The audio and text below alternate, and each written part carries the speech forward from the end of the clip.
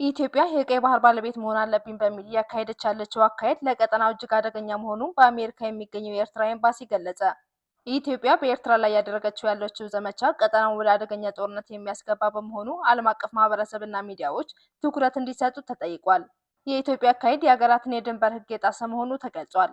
ዓለም አቀፍ ሕጎች የኤርትራ ላይ ተፈጻሚ መሆን አለባቸው እንጂ ችላ ሊባሉ አይገባም ተብሏል። ኢትዮጵያ የባህር በር ጥያቄዋን በዲፕሎማሲ ከማግኘት ይልቅ ኃይል በመጠቀም የኤርትራን ሉዓላዊነት ለመጣስ ያሰበች ይመስላል ሲል ኤምባሲው ስጋቱን ገልጿል።